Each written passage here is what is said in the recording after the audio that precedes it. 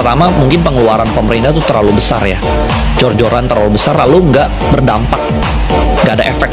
Contoh kalau misalnya di pemerintahan sebelumnya, misalnya dia membangun kan, setidaknya itu ada dampak ekonominya gitu loh. Tapi kalau misalnya kita kan, misalnya contohnya misalnya kalau pemerintah kan nomor satu program, nomor satu nomor dua kan MBG dan Koperasi Merah Putih. Itu jujur tidak terlalu berdampak gitu loh ke perekonomian Indonesia. Itu cuman, jadi bisnis itu kan ada yang namanya contoh dari hutang dulu deh. Hutang itu kan ada yang namanya good debt dan bad debt. Jadi good debt itu hutang baik, bad debt itu hutang buruk. Sama lah kalau contohnya misalnya kita berhutang. Kalau kita berhutang tapi buat good debt, contoh misalnya kita berhutang tapi buat bisnis, menghasilkan uang, kita bisa bayar. Itu namanya good debt. Ada juga yang namanya bad debt. Kita berhutang tapi buat konsumtif nih. Buat beli mobil, beli rumah, buat foya-foya, buat party gitu, buat makan-makan. Kan besoknya nggak menghasilkan apa-apa, minus. Jadi kita harus cari duit di tempat lain, gali lubang buat tutupin lubang yang ada. Nah itu yang terjadi di Indonesia saat ini. Jadi mereka itu lebih konsumtif daripada produktif. Nah harusnya pemerintah kita tuh fokusnya ke sesuatu yang produktif.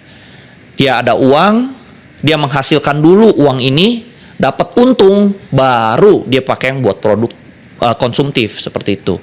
Jadi produktif dulu baru konsumtif, harusnya gitu. Contoh misalnya kita berbisnis lah ya, ada untung dulu baru kita kasih bonus, hadiah nih, makan-makan karena lu udah bekerja dengan baik. Jangan kita belum untung udah bagi-bagi uang gitu loh, udah bagi-bagi bonus segala macam, makan-makan, ya akhirnya itu kan konsumtif.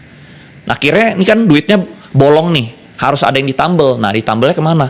Ya akhirnya sekarang kita lihat, sekarang ekspor harus satu pintu semua. Ya maksudnya idenya bagus, ekspor satu pintu itu sebenarnya idenya bagus, tapi dalam negeri harus udah bener dulu, udah ada kepercayaan dulu. Kalau belum ada kepercayaan sama masyarakat aja belum percaya, pengusaha aja belum percaya, tiba-tiba dikasih peraturan gitu ya, akhirnya dia nggak mau ekspansi, dia nahan diri. Orang-orang yang udah punya uang nih, yang orang kaya, investor, gue udah kaya kok, ya udah yang penting gue jangan miskin aja. Jadi mendingan mereka nggak mau ekspansi, mereka nggak mau investasi, mereka cuma pegang cashnya doang.